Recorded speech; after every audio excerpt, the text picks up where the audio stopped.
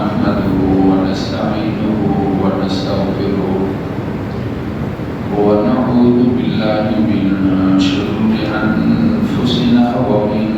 سيئات أعمالنا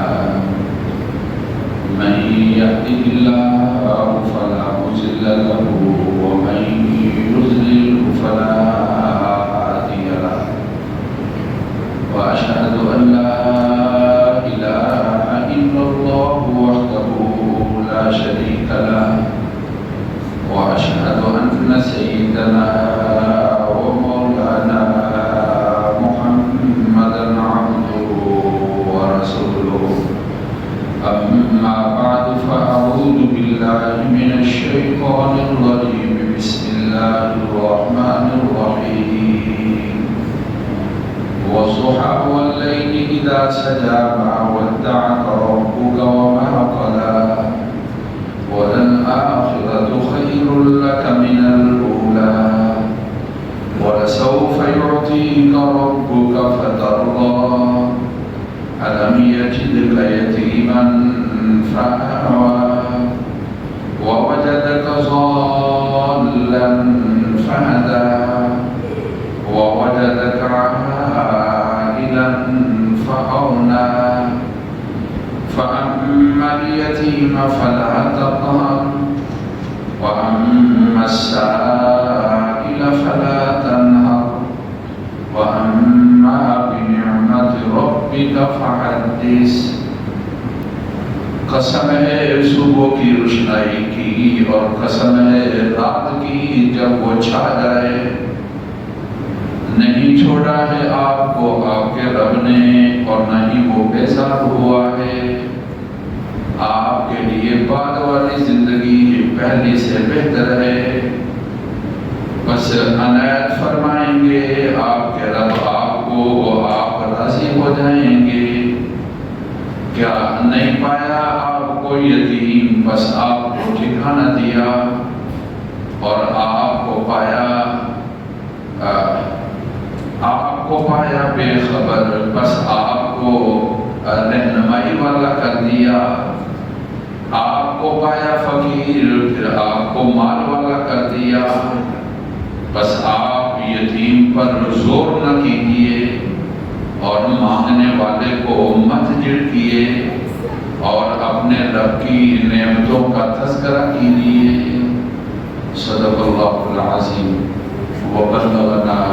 رسوله النبی الکریم واجب صد احترام معزز سامعین گزشتہ کئی جمعوں سے عباد الرحمن سورۃ الفرقان اس کی جو آخری رکوع کی آخری آیات مبارکہ ہیں جس میں اللہ تعالیٰ نے اپنے خاص بندوں کا تذکرہ کیا ہے ان کے بارے میں بات چل رہی تھی ابھی بات مکمل نہیں ہوئی اور اس میں بہت ساری تفصیل باقی رہتی ہے ربیع الاول کا مہینہ آ گیا اور آپ صلی اللہ علیہ وسلم کی ولادت باسعادت کا مہینہ ہے اور دنیا کے اندر آپ کی تشریف آوری کا مہینہ ہے اور تذکرہ ہے عقائے دو جہاں کا تذکرہ ہے سرکار دو جہاں کا تذکرہ ہے فخر دو عالم کا تذکرہ ہے امام الانبیاء کا اور تذکرہ ہے خاتم النبیین کا اور تذکرہ ہے رحمت للعالمین کا اور تذکرہ ہے شفیع المذنبین کا ربیع الاول کا مہینہ آپ صلی اللہ علیہ وسلم کی مناسبت کے ساتھ ہر جگہ پر تذکرہ چل رہا ہے آپ کی تشریف آوری کا اور آپ کے فضائل کا آپ کی شان اور رتبے کا نعت خواں بھی اس کے بارے میں تذکرہ کرتے ہیں اور واعظین بھی اپنے بیانوں کے اندر اس کا تذکرہ کرتے ہیں تو یہ خیال ہوا کہ اللہ رب العزت کی ذات اپنے بندے کا تذکرہ اس شان کے ساتھ کرتی ہے اور اللہ تعالیٰ کی ذات نے رسول پاک صلی اللہ علیہ وسلم کے فضائل کو اور آپ کے رتبے اور مقام کو ان الفاظ کے ساتھ بیان کیا ہے کیونکہ آپ کا تذکرہ بہت بڑی عبادت ہے۔ جو تذکرہ اللہ تعالیٰ کریں، جو تذکرہ اللہ کی کتاب کرے اور اللہ رب العزت کی ذات جو ہے اس کے اندر بیان فرمائیں، بھلا اس کا عبادت ہی نہیں، بہت بڑی عبادت ہونا اس کے اندر ذرہ بھر شک کی بات نہیں ہے۔ جن کا تذکرہ ہو درود و سلام کے ساتھ، ایک دفعہ کی تلاوت پر اللہ تعالیٰ 10 رتبے بلند کرے، اللہ تعالیٰ نامہ اعمال کے اندر 10 نیکیاں لکھ دے، اللہ تعالیٰ اس کی وجہ سے 10 غلطیوں کو درگزر کر دے، صرف ایک دفعہ درود شریف پڑھنے کے ساتھ۔ اس لیے ہم یہ ربیع الاول کا مہینہ قرآن مجید کے اندر جو رسول اللہ صلی اللہ علیہ وسلم کے فضائل ہیں، اللہ تعالیٰ کی ذات نے اس کا تذکرہ اور بیان کیا ہے، ہم اس کے بارے میں بیان کریں گے۔ مخلوقات میں اللہ تعالیٰ کے ہاں سب سے زیادہ رتبہ، انسانوں میں نہیں، ساری کی ساری مخلوقات اللہ تعالیٰ کے علاوہ ساری چیزیں مخلوقات ہیں، وہ فرشتے ہوں، جنات ہوں، وہ انسان ہوں، ساری کی ساری مخلوقات کے اندر سب سے بڑا رتبہ اور سب سے بڑا مقام آقائے دو جہاں، سرکار دو جہاں صلی اللہ علیہ وسلم کی ذات اقدس کا ہے۔ قرآن مجید میں اللہ تعالیٰ نے آپ کی شان کو بیان کرتے ہوئے یہ کہہ دیا کہ ورفعنا لک ذکرک، ہم نے آپ کا تذکرہ بلند کر دیا ہے۔ رسول اللہ صلی اللہ علیہ وسلم قیامت تک قرآن رہے گا، قرآن کے پڑھنے والے رہیں گے، اور قرآن مجید کی تلاوت رہے گی، اور قرآن کا بیان ہوتا رہے گا، اور قرآن مجید کے معنی اور مطالب کا تذکرہ ہوتا رہے گا۔ تو قیامت تک جہاں اللہ تعالیٰ کی ایک کتاب کا تذکرہ ہوگا اور کتاب کا بیان ہوگا، وہاں میرے اور آپ کے آقا محمد الرسول اللہ صلی اللہ علیہ وسلم کی ذات اقدس کا تذکرہ ہوگا۔ اللہ تعالیٰ کی ان پر کروڑہ رحمت نازل ہوں، اللہ تعالیٰ مجھے اور آپ کو ان کا عاشق بنائے اور تابعدار بنائے، آپ کی اداؤں پر اور آپ کی سنتوں پر اور آپ کے احکامات پر مر مٹنے والا بنائے، اطاعت آپ صلی اللہ علیہ وسلم کی اور فرما برداری آپ صلی اللہ علیہ وسلم کی، اور حکم آپ صلی اللہ علیہ وسلم کا جو ارشاد فرمائیں اسی وقت اس حکم کو لینا اور ان کی تابعداری کرنا اور فرما برداری کرنا، یہ دین کا بھی حکم ہے، یہ شریعت کا بھی حکم ہے، اور یہ اسلام کا بھی حکم ہے، اور یہ تابعداری کا اور یہ تعلق کا اور عشق کا تقاضا بھی ہے کہ جو رسول اللہ صلی اللہ علیہ وسلم کی ذات اقدس نے ارشاد فرمایا اس پر عمل کیا جائے۔ حضرات صحابہ، جب آپ صلی اللہ علیہ وسلم کا حکم آتا تھا، ایک صحابی کہتے ہیں آپ نے کہا گالی نہ دیا کرو، کہتے ہیں میں نے ساری زندگی کی پھر گالی نہیں دی۔ ایک صحابی کہتے ہیں آپ نے فرمایا کسی کے سامنے ہاتھ نہ پھیلاؤ، کہتے ہیں کہ پھر ساری زندگی انہوں نے کسی سے کچھ نہیں سوال کیا۔ صدیق اکبر نے بلایا اور کہا کہ یہ آپ کا حصہ ہے، لے لو، کہا میں نے نہیں لینا۔ فاروق اعظم نے بلایا اور کہا کہ یہ آپ کا مال حصہ، غنیمت میں سے حصہ ہے، آپ لے لو، کہا کہ میں نے نہیں لینا۔ اور پھر انہوں نے گواہ بنایا کہ یہ تم گواہ رہنا کہ جو ان کا حصہ نکلتا تھا اور میں نے اس حصے کو دیا، اور انہوں نے اس حصے کو قبول نہیں کیا، اور انہوں نے ذہن میں بٹھایا کہ اللہ کے نبی نے، ہمارے آقا محمد الرسول اللہ صلی اللہ علیہ وسلم نے فرمایا تھا کہ کسی سے نہیں لینا اور کسی کے سامنے سوال نہیں کرنا ہے۔ آپ صلی اللہ علیہ وسلم مجمع لگا ہوا ہے، آپ نے کہا بیٹھ جاؤ، کوئی گلی میں تھا تو وہی بیٹھ گیا۔ حالانکہ اس کی تعبیر اور اس کا مطلب ہو سکتا تھا کہ جو اس محفل اور مجلس کے اندر کھڑے ہیں، لیکن اس تعبیر کے اندر نہیں گئے۔ جب حکم آ گیا میرے بھائی، اس کے بغیر چارہ نہیں ہے کہ نبی کریم صلی اللہ علیہ وسلم کی تابعداری ہو اور رسول اللہ صلی اللہ علیہ وسلم کی فرما برداری ہو۔ بہت بڑے بڑے دعوے نہ ہوں اور بہت بڑا یعنی اپنے آپ کو تذکرہ نہ کیا جائے، لیکن یہ کہ آپ کا نوکر اور غلام اور خادم بن جائے کہ جو آپ کا حکم آیا ہے سر آنکھوں پر، اور میں نے اس پر عمل کرنا ہے، اور میں نے جو رسول اللہ صلی اللہ علیہ وسلم نے ارشاد فرمایا ہے میں نے اس کو لینا ہے، یہ تعلق کا اور یہ محبت کا تقاضا ہے۔ آپ کا رتبہ اور مقام، آپ کی شان کو قرآن مجید نے کئی جگہ پر تذکرہ کیا ہے۔ آپ کی شان قرآن مجید کے اندر جا بجا ہے، لیکن یہ جو سورۃ والضحیٰ ہے اس کے اندر اللہ رب العزت کی ذات نے بڑے پیارے انداز کے ساتھ اور بڑے پیارے طریقے کے اندر قسم کھا کر رسول اللہ صلی اللہ علیہ وسلم کی شان کو اور رسول اللہ صلی اللہ علیہ وسلم کے رتبے کو اور آپ صلی اللہ علیہ وسلم کے مقام کو بیان کیا ہے۔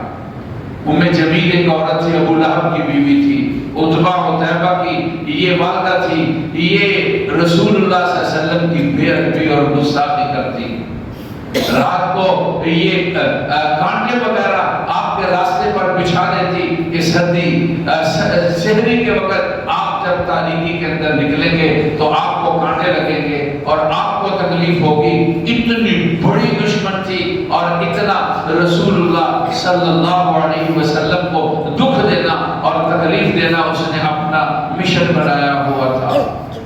ابو لہب دولت والا تھا اور مال والا تھا، لیکن یہ سمجھتی تھی کہ مجھے یہ کام کسی نوکر سے نہیں، مجھے یہ کام کسی خادم سے نہیں، مجھے یہ کام جو ہے خود کرنا ہے، اس لیے کہ اس کو یہ سمجھتی تھی کہ رسول اللہ صلی اللہ علیہ وسلم کو تکلیف دینا اور آپ کے راستے کے اندر کانٹوں کو بچھا دینا اور آپ صلی اللہ علیہ وسلم کو تکلیف پہنچے، یہ اپنے لیے بڑا اعزاز سمجھتی تھی۔ قرآن مجید نے اس کی تباہی اور بربادی کا تذکرہ کرتے ہوئے یہ ارشاد فرمایا ہے وَامْرَأَتُهُ حَمَّالَةَ الْحَطَبِ فِي جِيدِهَا حَبْلٌ مِّن مَّسَدٍ کہ اس کی جو بیوی تھی ابو لہب کی، تبت یدا ابی لہب وتب ما اغنی عنہ مالہ وما کسب، تباہ ہو گیا ابو لہب، نہ مال کام آیا نہ اس کی اولاد اس کے کام آئی، اور اس کی بیوی اس نے لکڑیوں کو اپنے سر پر اٹھایا ہوا تھا اور اس کے گلے کے اندر مونج کی رسی تھی، اور جس کی وجہ سے اس کے گلے کے اندر اس کو یہ اس کا سانس رکا اور گلے کے اندر وہ رسی لٹکی اور وہ جو گٹھا تھا لکڑیوں کا وہ گرا اور وہ پیچھے کی طرف چلا گیا اور رسی اس کے گلے کے اندر ہے۔ اس طرح وہ تباہ و برباد ہوئی۔ یہ اسلام کی اور رسول اللہ صلی اللہ علیہ وسلم کی اتنی زیادہ مخالف اور دشمن تھی۔ آپ صلی اللہ علیہ وسلم تہجد کے لیے نہ اٹھ سکے اور رات کو آپ صلی اللہ علیہ وسلم تشریف نہ لاتے تو اس بدبخت کو پتہ چلا کہ جب وہیں کے وہیں کانٹے پڑے ہوئے ہیں اور وہیں کا وہیں کوڑا پڑا ہوا ہے اور وہیں کا وہیں سلسلہ ہے، تو کہتی تھی کہ محمد صلی اللہ علیہ وسلم سے ان کا رب جو ہے وہ روٹ گیا ہے، اس لیے اب رات کو یہ نہیں اٹھتے اور اپنے رب کو راضی کرنے کے لیے اور اپنے رب کی عبادت کے لیے نہیں آتے ہیں۔ آپ کو دکھ اور تکلیف پہنچی تو قرآن مجید کے اندر اللہ تعالیٰ نے آپ کی دل جوئی کے لیے اس سورت مبارکہ کو نازل کیا جس میں تذکرہ ہے آپ کی شان کا۔ آپ نے بہت سارے نعت گوہوں سے آپ نے نعتیں سنی ہوئی ہوں گی، لیکن جو نعت اللہ تعالیٰ اپنی کتاب کے اندر اپنے بندے اور اپنے نبی اور پیغمبر محمد رسول اللہ صلی اللہ علیہ وسلم کی اللہ تعالیٰ نعت بیان کرتے ہیں اور تعریف کرتے ہیں اور شان بیان کرتے ہیں، ذرا قرآن مجید سے اس شان کو اور اس تعریف کو بھی سن لیا جائے۔ اور اللہ تعالیٰ نے اس شان کو اور تعریف کو بیان کرتے ہوئے قسم کھائی اور کہا کہ وَالضُّحَىٰ وَاللَّيْلِ إِذَا سَجَىٰ، دو وقت انسان کے لیے تبدیلی کے وقت، صبح کا وقت اور رات کا وقت ہے، اور ضحیٰ اس وقت کو کہتے ہیں جب روشنائی دن کے اندر سب سے زیادہ ہوتی ہے۔ سورج نکلنے کے بعد تقریباً 1 گھنٹہ 1.5 گھنٹہ بعد یہ کہتے ہیں کہ روشنائی بہت عمدہ ہوتی ہے۔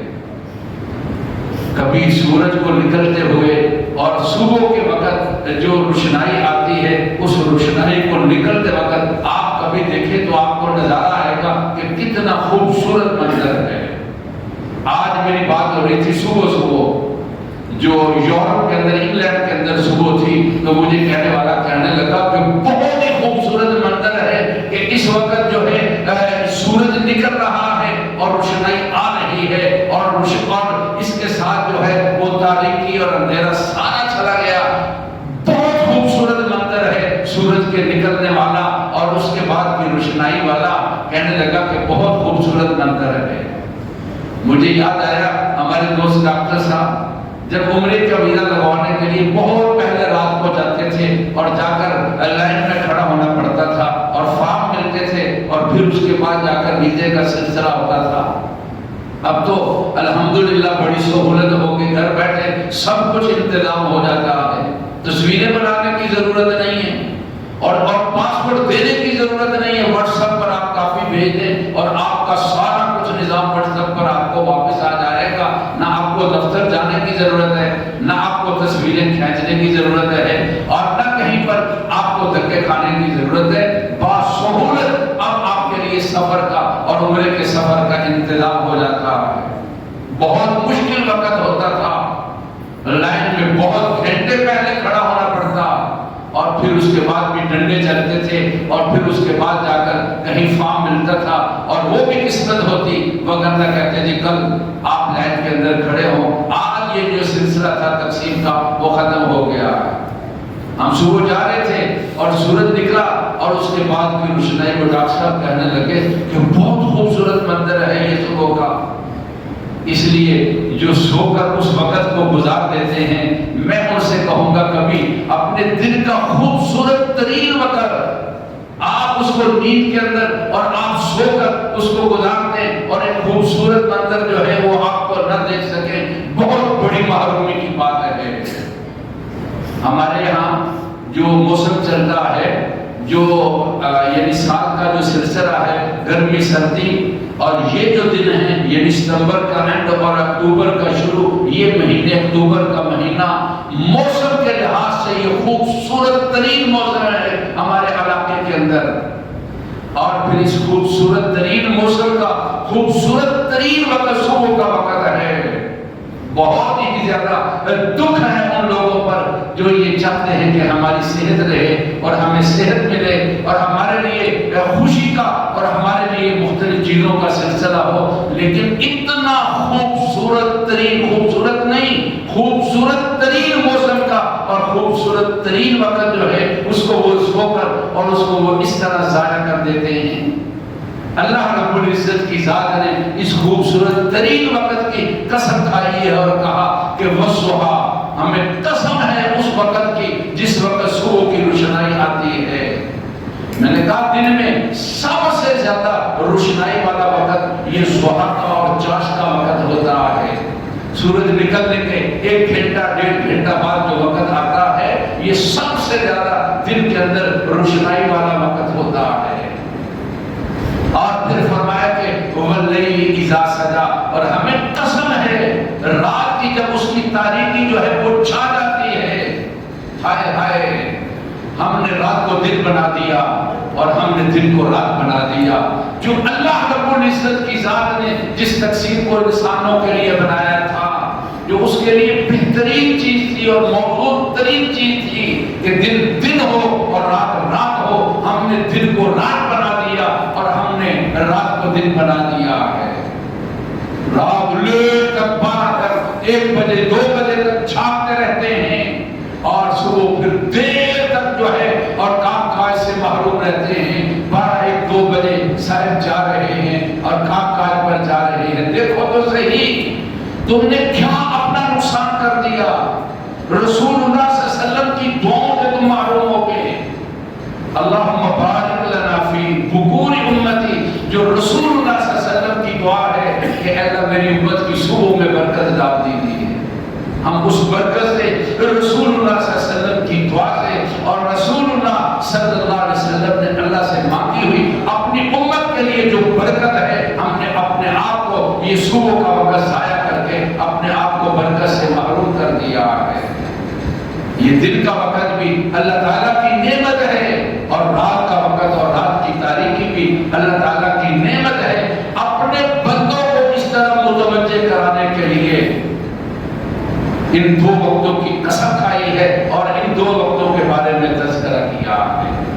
کچھ مفسرین کرام کہتے ہیں کہ روشنائی سے مراد وہ چہرہ انور ہے جس کو اللہ کی ذات نے ایک خاص قسم کے نور کے ساتھ منور کر رکھا تھا، اللہ کی ذات نے اپنے بندے کے اس چہرے کی قسم کھائی ہے، اور رات سے مراد آپ کی کالی زلفیں ہیں، اور ان زلفوں کی اللہ رب العزت کی ذات نے قسم کھائی ہے۔ میں نے کیا کہا؟ ہم نے بہت ساری تعریفیں سنی ہیں، ذرا قرآن سے پوچھتے ہیں کہ قرآن رسول اللہ صلی اللہ علیہ وسلم کا تذکرہ کس طرح کرتا ہے، اور ربیع الاول کے حوالے سے پھر آپ صلی اللہ علیہ وسلم کا تذکرہ ہو جائے۔ اللہ رب العزت کی ذات نے قسمیں کھا کر تذکرہ کیا، دو قسمیں کھائیں صبح کی اور شام کی، اور پھر کیا کہا؟ تانا کیا دیتے تھے کہ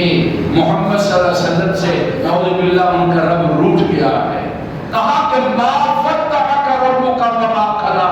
اے محمد صلی اللہ علیہ وسلم، نہ تو آپ کے رب نے آپ کو چھوڑا ہے، کیسے چھوڑا؟ اپنے تذکرے کے ساتھ تمہارا تذکرہ کر دیا۔ کلمہ ہے تو اس میں اللہ تعالیٰ کے تذکرے کے ساتھ رسول اللہ صلی اللہ علیہ وسلم کا تذکرہ،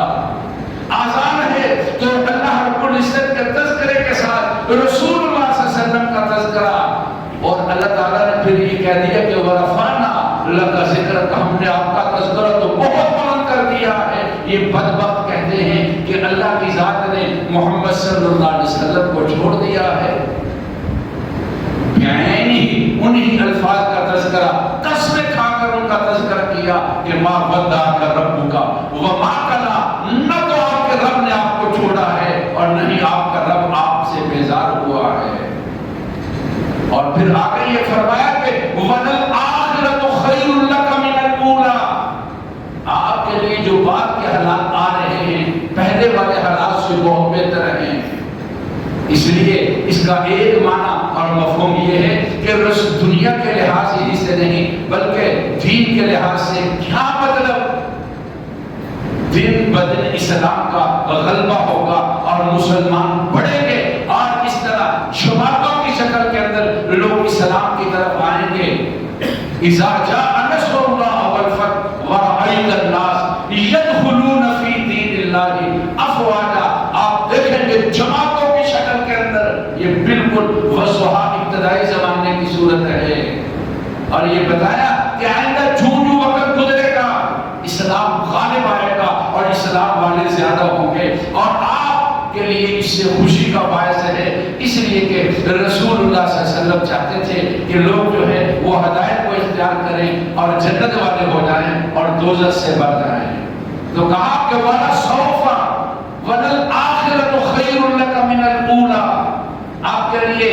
بعد والا زمانہ حالات آپ کے لیے پہلے زمانے سے بہت بہتر ہے۔ اور یہ لفظ صرف اسی پر نہیں، اس کے اندر، اس کے مفہوم کے اندر بڑی وسعت ہے۔ اور آخرت یعنی قیامت، آپ کے لیے قیامت کا دن، آخرت کا زمانہ دنیا سے آپ سے بہت بہتر ہے، جب لوگ انبیاء کے پاس جائیں گے، حضرت آدم سے لے کر حضرت عیسیٰ علیہ السلام تک، اس وقت کے حالات دیکھ کر، لیکن پھر آپ کے پاس آئیں گے تو آپ لوگوں کی سفارش کریں گے، اور اسی کو کہا گیا کہ آپ سفارشی ہیں اور سفارش کبریٰ کرنے والے ہیں۔ اور پھر آگے قرآن نے یہ ارشاد فرمایا کہ وَلَسَوْفَ يُعْطِيكَ رَبُّكَ فَتَرْضَىٰ، اے محمد صلی اللہ علیہ وسلم، اللہ آپ کو اتنا دینے یاد کرا، غور کرو۔ کبھی کہا ما فتحک، بار بار تذکرہ، ما فتحک ربک وما قلا، نہ تو آپ کو چھوڑا ہے آپ کے رب نے اور نہ بیزار ہوا ہے۔ اور پھر کہا آپ کے لیے بعد والے حالات پہلے زمانے سے بہتر ہیں، اور پھر یہ کہا کہ وَلَسَوْفَ يُعْطِيكَ رَبُّكَ فَتَرْضَىٰ، وہ رب آپ کو اتنا دے گا کہ آپ راضی ہو جائیں گے۔ اور کہا رسول اللہ صلی اللہ علیہ وسلم نے میرا کلمہ پڑھنے والا جب تک ایک بھی دوزخ کے اندر ہوگا، میں اس وقت تک اپنے رب سے سفارش کرتا رہوں گا کہ اے میرے رب، میرا امتی اور میرا کلمہ پڑھنے والا ہے، جتنا بھی مجرم کیوں نہ ہو، آپ صلی اللہ علیہ وسلم کی سفارش کے ساتھ ایک دن دوزخ سے نکلے گا اور وہ جنت کے اندر جائے گا۔ یہ ہے کہ وَلَسَوْفَ يُعْطِيكَ رَبُّكَ فَتَرْضَىٰ، آپ کا رب دے گا اور آپ اس سے راضی ہو جائیں گے۔ جن کی شان اللہ بیان کرے، اور جتنے وہ جو اتنے محسن ہوں، اور کہا کہ جب تک ایک بھی دوزخ میں ہوگا میں راضی نہیں ہوں گا۔ تو میرے بھائی ان کی تابع داری ہے اور ان کی فرما برداری ہے اور ان کے حکموں پر چلنا ہے۔ ایسا نہ ہو کہ صرف دعویٰ ہو کی لا کہ تو می ربی بدتسم نبرسی بقا و اے رابی کی لا کہ تو می ربی ای بدرکستانس۔ بعض ناکان ایسی غلط حرکتیں اور ایسے غلط افعال کرتے ہیں، ڈر لگتا ہے کعبے کا دعویٰ کرنے والے، مکہ کا دعویٰ کرنے والے، ڈر لگتا ہے ایسا نہ ہو کہ یہ رستہ ترکستان کی طرف جا رہا ہو اور مکہ اور مدینہ پاک کا رستہ نہ ہو۔ مکہ اور مدینہ پاک کا رستہ آپ کی تابع داری کا ہے، اللہ نصیب فرما دے۔ ربنا تقبل منا انک انت السمیع العلیم، سنتے ادا فرما دے۔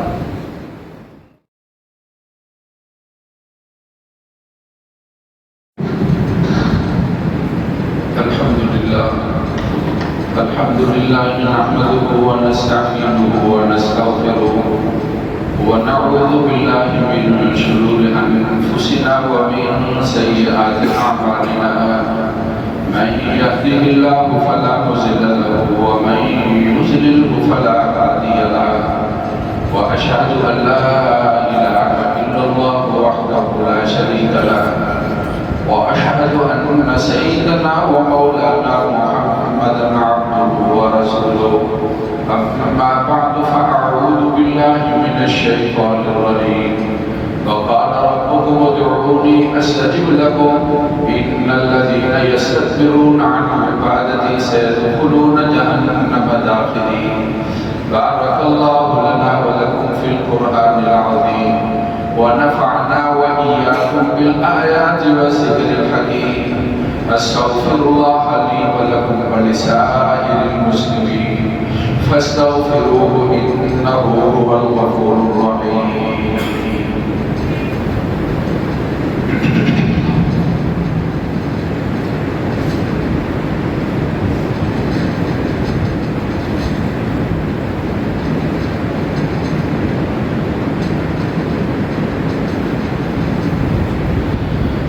دو تین علامات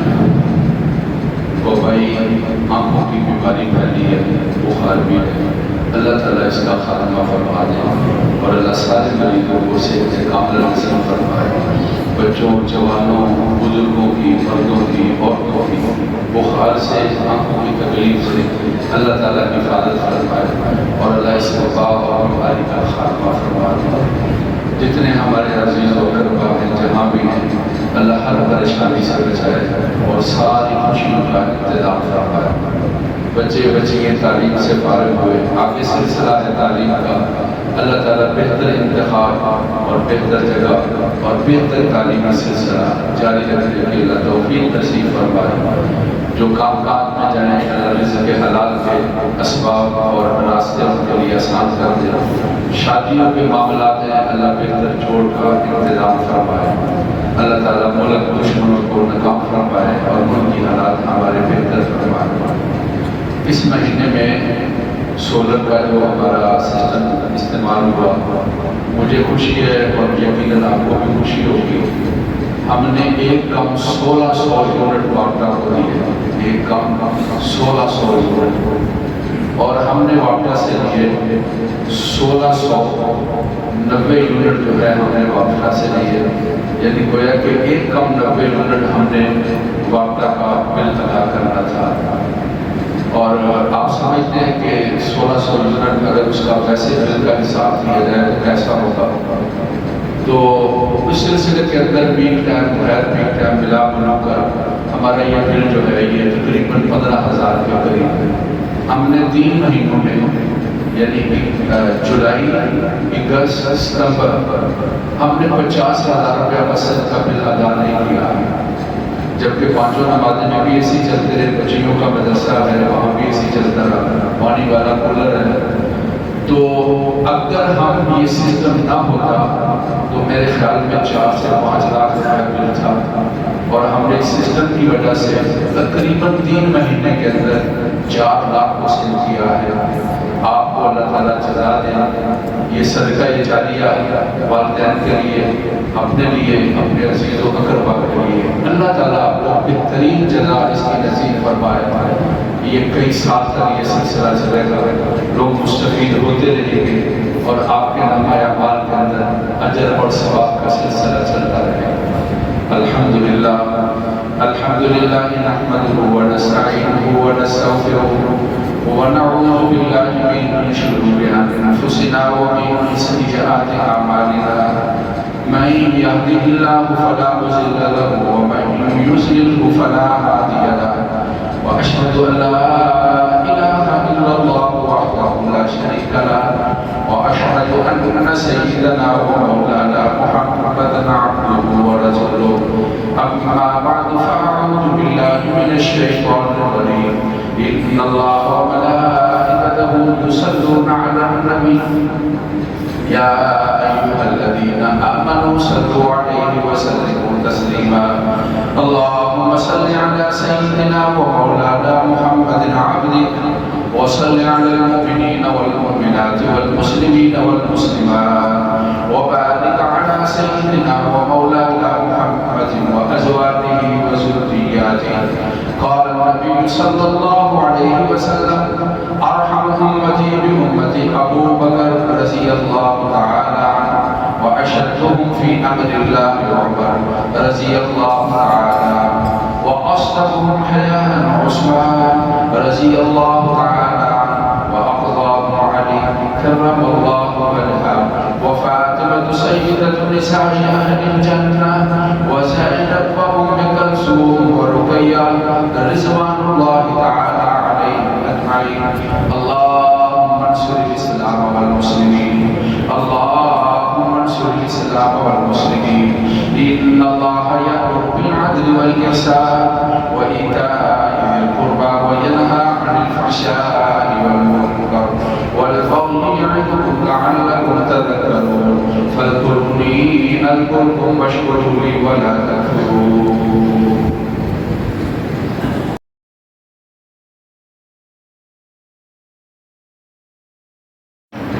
الحمد لله رب العالمين، الحمد لله رب العالمين، اللهم صل على سيدنا ومولانا محمد وعلى آل سيدنا ومولانا محمد وبارك وسلم۔ اللہ ہماری غلطیوں کو، گناہوں کو معاف فرما، جمعے کی نماز اور نصیحت سنانا قبول فرما، جو کچھ سنا کہا گیا ہے اے اللہ عمل کرنے والا بنا، رسول اللہ صلی اللہ علیہ وسلم سے سچی محبت نصیب فرما، آپ کی تابعداری اور فرما برداری نصیب فرما، آپ کی ہر حرکت ادا اور حکم کو اپنانے کی اللہ توفیق نصیب فرما،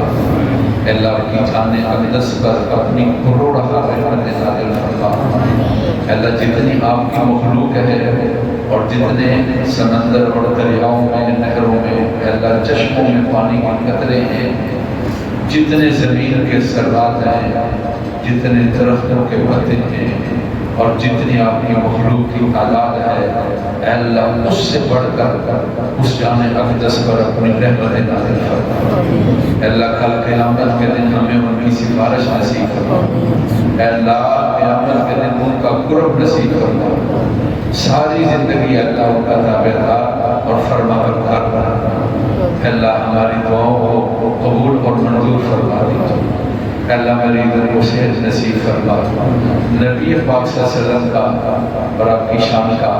اور قرآن مجید کے اندر اسی حصے کا تذکرہ ہوا، اللہ اس کی برکت سے وباؤں کو دور کر دیا، آنکھوں کی تکلیف ہو یا بخار والا سلسلہ ہو، اے اللہ ہر مریض کو صحت کاملہ نصیب فرما، شوگر والے ہیں یا جگر والے ہیں، دماغ والے ہیں یا بخار والے ہیں، آنکھوں کی تکلیف والے ہیں یا کینسر کی تکلیف ہے، اللہ سارے مریضوں کو صحت کاملہ اور عاجلہ نصیب فرما دے، ہر حادثے اور پریشانی سے، ناگہانی بیماری سے اور موت سے اور نقصانات سے اللہ بچا لیا،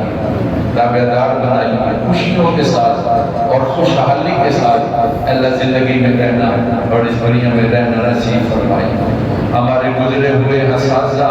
بزرگ اور والدین، بہن بھائی، دوست احباب اور ساتھی اللہ مغفرت فرما دیجیے، اللہ جو بچے تعلیم میں کامیاب فرما، ایک شعبے سے دوسرے شعبے میں، ایک کلاس سے دوسرے کلاس میں، ایک درجے سے تعلیم گاہ سے دوسرے تعلیم گاہ میں اللہ ان کے لیے پہنچنا آسان فرما دے، بہتر اللہ ان کے لیے تعلیمی مواقع اور سہولتیں نصیب فرمائی، اعلیٰ کامیابی نصیب فرمائی، فراغت ہو گئی اللہ رزق حلال کا انتظام فرمائی، شادیوں کے لیے جوڑ کا انتظام فرمائی، ہماری دعائیں اللہ قبول فرما دے۔ پھر عرض کرتے ہیں، کئی ہمارے عزیز و اقربا دعا کے لیے کہتے ہیں، ایک ڈاکٹر صاحب ہیں وہ دعا کے لیے کہتے ہیں، اللہ ان کے لیے جو ان کی اہلیہ کا مسئلہ ہے، ان کی حسب منشا، اللہ ان کے لیے جاب کا وہاں پر انتظام کر دیا، اللہ ہماری دعائیں قبول فرما، ربنا تقبل منا انك انت السميع العليم، وصلی اللہ تعالی علی سیدنا مولانا محمد وآلہ وأصحابہ اجمعین برحمتک یا